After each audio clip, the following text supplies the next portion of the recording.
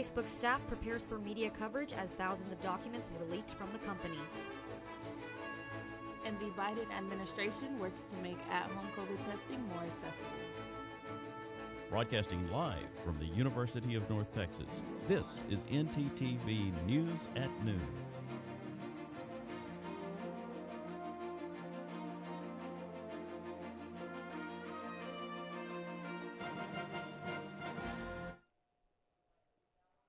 Thanks for joining us on ntTV News at Noon. I'm Jessica Jalal. And I'm Talaya Munson. We have a great show for you this afternoon.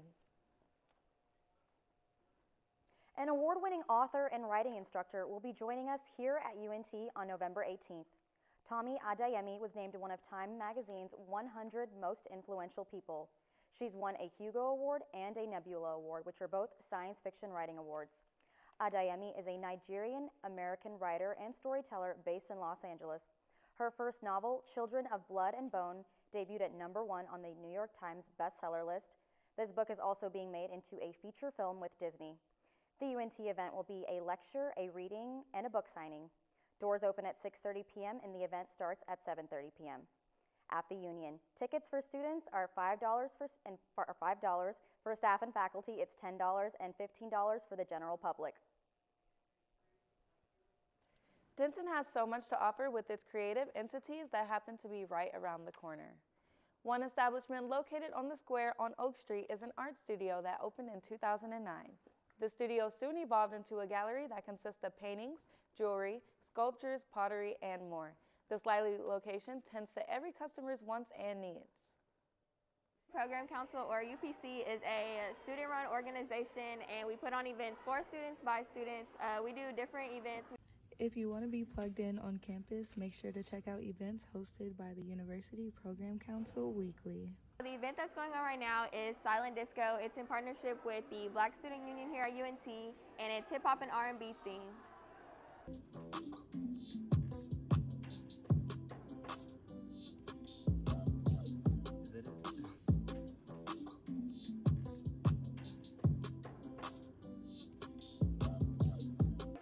See one of our events, you can grab one of our calendars, and in the calendar has all of our events for the rest of the semester. In the springtime, we'll have a new calendar and it'll have more events. I've seen a little drizzle, I've seen some chilly weather, and also some warmth all throughout this weekend. I have no idea what to expect this week. Talaya, do you? I am just as clueless as you are, Jess, but I know someone who has an idea. Let's check in with our weather expert, Sydney, to see how it's looking. Sydney. I agree, Jessica and Talaya. The weather has been all over the place these last couple of days, but today and tomorrow our temperatures are looking fairly nice. Let's go ahead and take a look at our current conditions in Denton. Right now we are sitting at a nice 77 degrees. It does feel a little bit warmer at 79 with low wind speeds of 8 miles per hour. Now looking into tonight's conditions at 6 p.m. it will be a little bit warmer at 82. And it will feel a little chillier at 80 with similar wind speeds of 8 miles per hour. Now looking into tomorrow's conditions, again, we will have similar temperatures. It will be 81 degrees and it will feel like 80 with very high wind speeds of 15 miles per hour. Now that is it for our first look. Make sure to stay with us for our full weather forecast later in the show. Back to you guys at the desk. Thanks, Sydney. Are you looking for a fun way to get involved on campus? This week, the University Program Council has an agenda full of events for students in honor of Halloween. ntTV's Leslie Juarez has spectacular information for all of us. Leslie.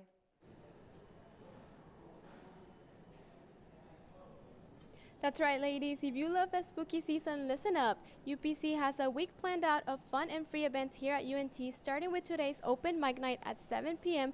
for everyone who loves to sing, dance, and share poetry.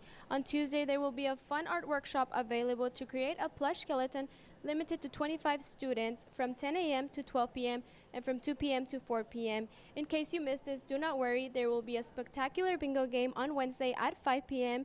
and a boo bash on Thursday from 6 to 8 p.m. Also, a boss roast paint night and a pumpkin contest, both occurring on Friday. It's a fun week here at UNT, so make sure to check out the UPC's calendar to find out more about locations and times. Back to you, Talaya and Jessica. Thanks, Leslie. Coming up next, learn about the new findings on climate change. And stay tuned for more information on the homelessness crisis in Dallas.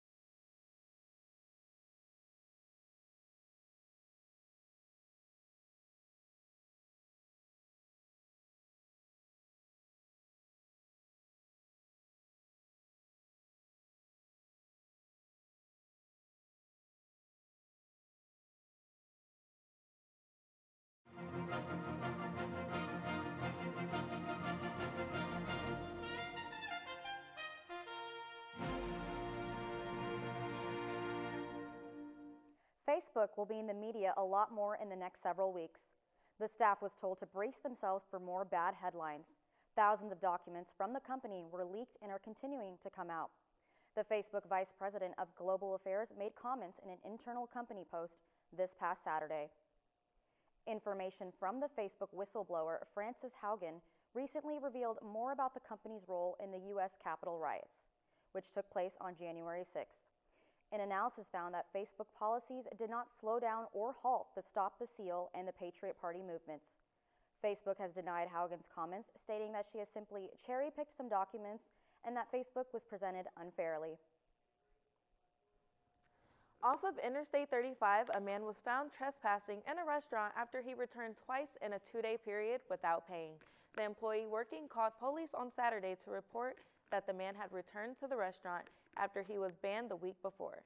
She stated that he refused to pay for a meal on Wednesday and came back the next day running up to her car and threatening to kill her. Officers found the man in the parking lot Saturday morning. He denied the accusations of threatening an employee, and it is unknown whether he confessed to theft. The restaurant decided to not press charges. However, the female employee wanted to take legal action. The investigation remains ongoing. Climate change is getting a whole lot worse. Researchers are now saying that we're set to have a code red impact on human health. Mandy Gaither has more on the CNN on the climate effects of humans. Republicans and Democrats continue to grapple over the climate crisis. No, the wildfires, hurricanes, that there is a climate crisis. We have good ideas, and we intend to get a seat at the climate table and be productive with our ideas. A report published in the Lancet Medical Journal predicts droughts will hurt food production, rising temperatures will encourage the spread of dangerous pathogens like malaria and cholera, and current climate trends indicate a code red for future health. In a 6-month period in 2020, the report says more than 51 million people were impacted by 84 disasters, from floods droughts and storms in countries already struggling with COVID-19. It says climate change contributed to more than 1,000 deaths during a record-breaking heat wave in the U.S. Pacific Northwest. The authors writing, the 2021 report of the Lancet Countdown finds a world overwhelmed by an ongoing global health crisis, which has made little progress to protect its population from the simultaneously aggravated health impacts of climate change. In an editorial with the report, authors say succumbing to the climate emergency is not inevitable, but change is necessary. For Health Minute, I'm Mandy Gaither.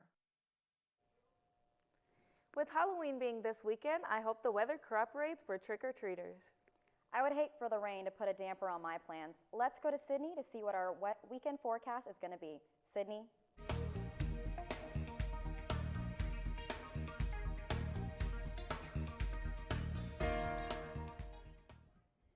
Thank you to Leah and Jessica.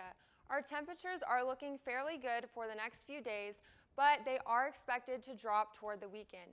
Let's go ahead and take a look at our current conditions across North Texas. We can see that we have temperatures ranging from the low in the high 70s, with the warmest being in Fort Worth at 79 degrees and this coolest point being in Bowie at 71 degrees. Now let's go ahead and take a look at our current conditions across the state. Our temperatures are all over the place. As you can see, we have Austin at 86, we have El Paso at 79, and we have Oklahoma City at 69 degrees. Now let's go ahead and take a look at our 7-day forecast. On Monday and Tuesday, it will be fairly warm. On Wednesday, we have a 64% chance of rain, so those temperatures are expected to drop. As the week goes on, we will continue to see chillier temperatures, with Friday having the lowest temperature at 42 degrees due to those wind speeds of 40 miles per hour. So make sure to bundle up this weekend if you do plan on going trick-or-treating. That is it for our full weather forecast. Back to you guys at the desk. Thanks, Sydney. Recently, our very own ntTV reporter Kayla Holt had the privilege of exploring a nonprofit organization in downtown Dallas. Let's take a look. Research from the Bassick Center on Homeless and Vulnerable Youth. Lack of affordable housing is a primary cause of homelessness in families. Often one or both parents are working, but not making a livable wage. Additionally, events such as illness, unemployment, accidents, and violence limit the ability to secure stable and affordable housing. One nonprofit organization located in downtown Dallas works hard to ensure that homelessness doesn't lead to hopelessness. Family Gateway is an organization that provides stability for displaced families within the DFW Metroplex. The organization takes pride in stressing the importance of education and offer adults and children with access to other resources within the community. The staff of Family Gateway provides clients not only with emergency shelters, but also help them achieve a level of self-sufficiency that is truly life-altering. I mean, really, it could be any of us that gets in this situation, especially with COVID. There's been a huge rise in homelessness. So just just being thoughtful, and we really will take anything. Don't feel like it has to be something big. Everything counts. Like I said, we're donation based. You might feel like, okay, I have a bag of pencils, but I'm not really sure if they need it. We'll take those. So everything counts. The Family Gateway Center currently has 35 rooms for families with children, which turn over frequently as the families start to regain independence and transition into a different level of housing support. A big thank you to Kayla and Kendra Suber for taking the time to bring awareness to the homelessness crisis in Dallas. A vigil was held on Sunday to honor the tragic loss of 5-year-old Elijah Lewis. An autopsy confirmed that a body found in Abington, Massachusetts on Saturday was Elijah. Scott Cook has the full story. Hundreds from across the region gathering at Watson Park in Merrimack Sunday for a candlelit vigil in honor of Elijah Lewis. Beautiful to see people unite in such a tough time. Me being a parent of 2, can't imagine. Earlier Sunday, the New Hampshire Attorney General's office confirmed the remains found in Abington Saturday did in fact belong to Elijah.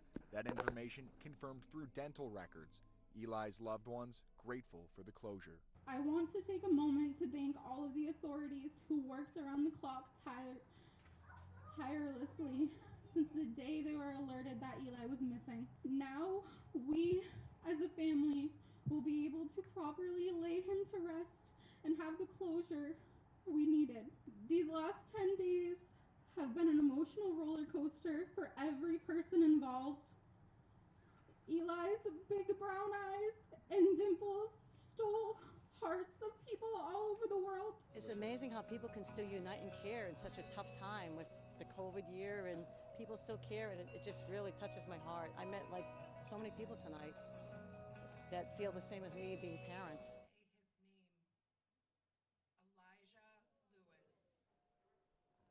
Elijah's mother, Danielle Dauphiné, and her boyfriend, Joseph Staff, are being held in custody for the connection to his disappearance.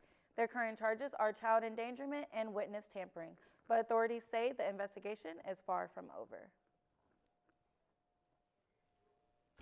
COVID vaccines for kids are almost here. We have all the updates coming up. In October is Breast Cancer Awareness Month. Find out where you can go to get your annual mammogram screening.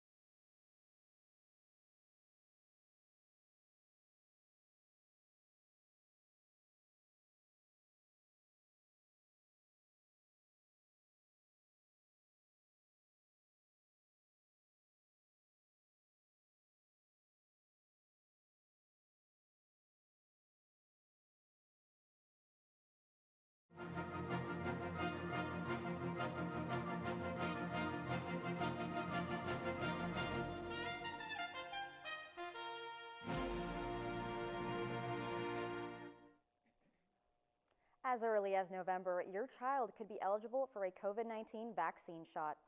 Vaccine advisors for the FDA are scheduled to meet tomorrow. CNN's Britt Conway can tell you more. How are we going to end the pandemic? The best way to do so is to have the maximum number of individuals immune, and that's what vaccines offer you. And if that includes kids, that's all the more reason to send this virus packing. Pfizer is already packing, ready and waiting to ship out its COVID-19 vaccine for kids 5 to 11. It's 2 doses, 3 weeks apart, each a third of a normal dose. And Pfizer says it's about 90% effective against symptomatic infection. The FDA's vaccine advisors are scheduled to meet tomorrow to make their recommendation to the FDA, which has already said the benefits outweigh the risks. So if and when the FDA formally makes the emergency use authorization, Pfizer is ready to get shipping. So it will be available for use once there's a hopefully positive vote from CDC. So it could be as early as November 4th and 5th that you can go into some locations and get your child vaccinated. The nation's 28 million kids in that age group could get their first COVID-19 vaccine in just about a week and a half, but ultimately, it's up to parents. Parents ought to look at that discussion, see what the experts are saying. I don't want to get ahead of FDA and CDC's advisory process. Let's see what they say. But the data preliminarily looks pretty good. And you're all done. I think it could make a huge difference. It would be pivotal. Pivotal to ending this pandemic. I'm Britt Conway reporting. Once children are eligible for the COVID-19 vaccine, it will greatly impact schools and help make the classroom a safer and healthier environment for students. Not only can kids as young as 5 to 11 get vaccinated for the coronavirus, the Biden administration is hoping to make at-home COVID tests more accessible. The National Institutes of Health is investing $70 million to bring in more test kits on the market. The agency also is working to establish an accelerated pathway for the FDA to evaluate and approve tests for large-scale manufacturing. The spokesperson for the Health and Human Services states that these tests are vital for bringing peace of mind to families as the winter season approaches. Many people are unaware that October is Breast Cancer Awareness Month. Also, many people don't know where they can go to get screened for breast cancer. That is true, Jess. Let's get more information about annual mammogram screenings from Elizabeth. Elizabeth. October is an important time of the year, a time to educate each other and remind ourselves of the importance of cancer prevention. Although we are at the end of October, it is not too late to get your annual screening. Here is how Parkland Hospital Center is helping their community. Early detection is key to greater hope for breast cancer survival. I didn't have a lump or anything. My cancer was only detectable through mammography. So I'm very passionate about that every woman at age of 40 should have their mammogram every year. Doctors recommend mammogram screenings at the age of 40 unless there are any other factors to consider like family history. Dr. Garza, Assistant Professor in Breast Imaging Division, explains what these screenings can do.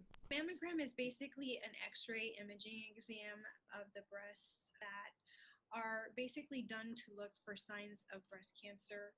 And these are the best type of tests to detect cancer early, years before it can be felt. A lot of women experience discomfort with the exam, but it's only for a few seconds and that the breast is in compression. And it really is worth just a few moments of discomfort for the benefits of the screening exam. It is essential for minority individuals to be screened. According to the CDC, breast cancer cases are highest among white women, while death rates are highest among Black women, with Hispanics not far behind them. Triple negative breast cancers and HER2 positive breast cancers, which are the ones that are more aggressive types of cancers, do tend to occur more frequently in Hispanic women and in African American women. Parkland Hospital provides different access care programs. Their new Moody Center for Breast Health offers a full range of screening and diagnostic services, and even provides childcare for mothers who need help with their child during appointments. Making it accessible and as easy for our patients to get there is the key. We're going to make every effort to get the woman imaged. Make sure that you stay on top of getting your screening mammograms because that's going to be a great way for us to find cancer before you can even feel it. Any doubts or want to set up your yearly screening exam, please contact your doctor as soon as possible. The highly anticipated novel-turned-movie Dune was released this past Thursday. This film was directed by Denis Villeneuve, who also directed Blade Runner 2049 and Arrival. The movie features many famous faces such as Timothy Chalamet, Jessica Ferguson, and Jason Momoa. The author, Frank Herbert, brings his sci-fi world to life in this adaptation. This movie was filmed in many locations such as Austria, Budapest, and Norway, just to name a few. If science fiction and battles over power sounds like something for you, then catch Dune in theaters or on HBO Max. Hey Jess, did you catch the Mavs game this weekend? No, I did not, but I know somebody that did. Let's go to our sports anchor, Caleb, who has the scoop on all things Mavs. Caleb? I'll let you know about the Mavs and North Texas football from this week when we come back.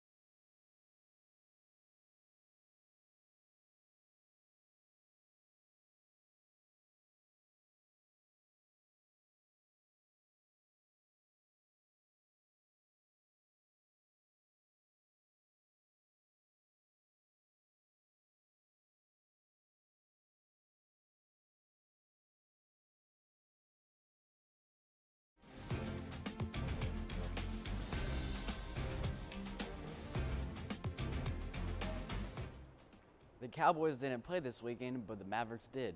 Luka and the Mavs beat the Raptors this Saturday, 103-95.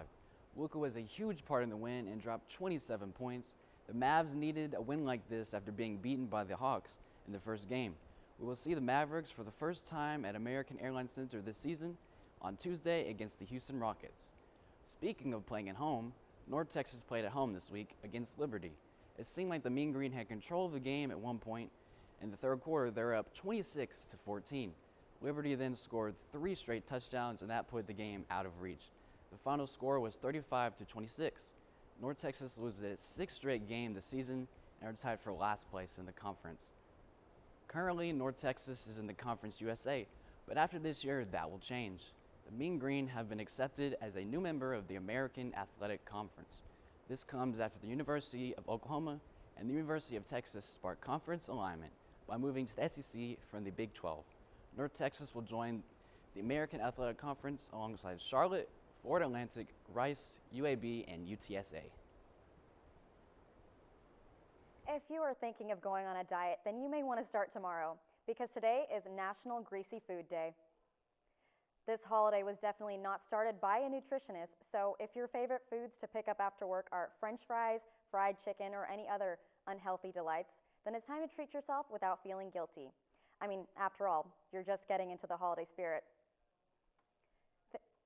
Thank you for watching ntTV News at Noon. Join us again tomorrow for more from North Texas Television.